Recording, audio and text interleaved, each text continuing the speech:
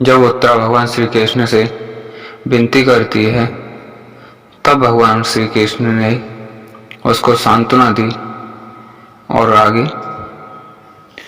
सुनी जब कृष्ण ने वाणी वो समझ गए छोड़ो दुष्ट ने वान मरेंगे सब ये प्राणी पांडवों को निर्जीव बनाने की खातिर दुष्ट ने ब्रह्मास्त्र चलायो है। जब कौतिक देखो पांडवों ने उन लीने बाण उठाई पांडव क्रोध करो भारी फिर लीनो चक्र उठाए खड़े हुआ गिरधारी। पांडवा सभी बचाए हैं ढक दियो गर्व को चक्र से फिर परीक्षित जाए हैं वंश फिर पांडवों को चलायो है लीनो कृष्ण जयाए परीक्षित नाम धरायो है। देखी जब कुंती ने माया करो प्रभु को परिणाम फिर बेटों को समझाया ये जो मित्र तुम्हारे हैं बेटा हैं मेरे भाई के जो जगत के रखवारे हैं। सुनी जब कुंती की वाणी हंस गए मोहन देख रहे प्राणी फिर शोक भयो धर्म को भारी है मर गए सभी मेरे भाई ये जगत की लीला न्यारी है। फिर कृष्ण ने धर्म को समझायो जितने भी ये जीव जगत में धरनी पर आए गए काल के गाल बच यहाँ कोई भी ना पाए। ये काल एक ऐसी है जो किसी को नहीं बख्शती हर कोई इसके मुंह में गया है हर कोई इसका शिकार हुआ है।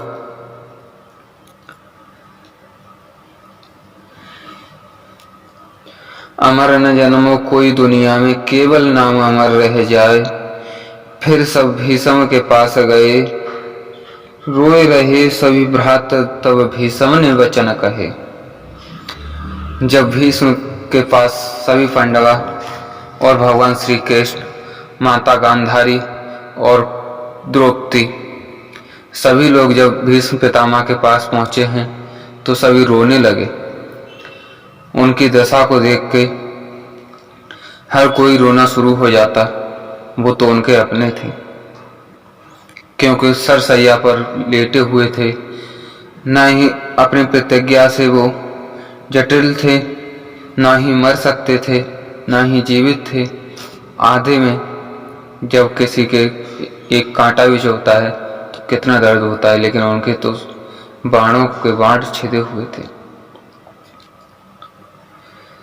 तब फिर भी भीष्म ने सभी भाइयों को समझाया और कहा धर्म तुम तो धर्म के रखवारे हो जगत में यश फैलाओगे कियो अधर्म को नाश।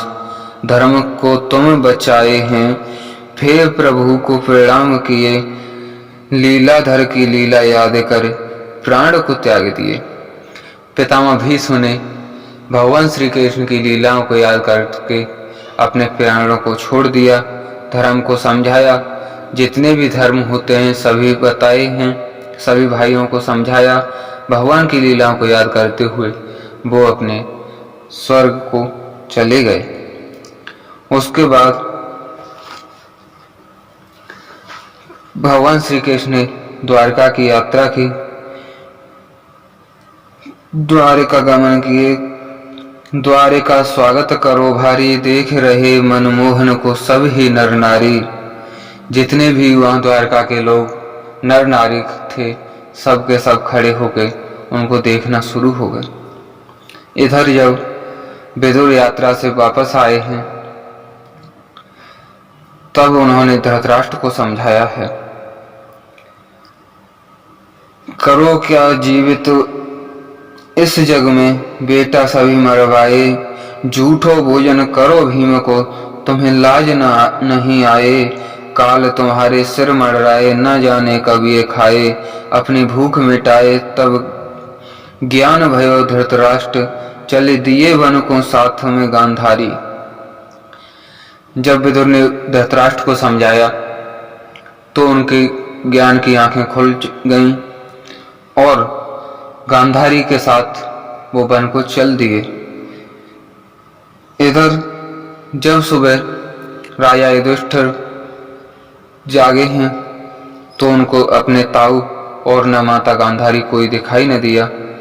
तब उन्होंने युधिष्ठिर संजय को बुलवाए, पूछो सब हाल, संजय कुछ बोल नहीं पाए। जब संजय को उनका वृतांत पूछा तो वह कुछ कह भी नहीं सके, न बता सके। तब तक वहां नारद मुनि आते हैं और कहते हैं, कही फिर नारद ने बानी, पांचवें रोज तजेंगे प्राण वे दोनों प्राणी। विदुर फिर तीर्थ को जाई है, जितनी होए धर्म की बातें मैंने सब समझाई है। थोड़ी देर में ही, एक घड़ी दो घड़ी रुकते थे नारद जी। एक घड़ी में ही उन्होंने सारा हाल, जो कुछ अगला पिछला था, सब कह सुनाया। धर्म को अपने धर्म से भटकने से रोका और उन्हें धर्म बताया और वहां से चले गए। अब यहाँ से रह जाई है बिछड़न मिलन, विपत्ति सुख संपत्ति, भोगत जीव कर्म के अनुसार। बिछड़ना मिलना, सुख और संपत्ति जीव को अपने अपने कर्म के अनुसार मिलती है। जिसका जितना जो है वो मिलेगा।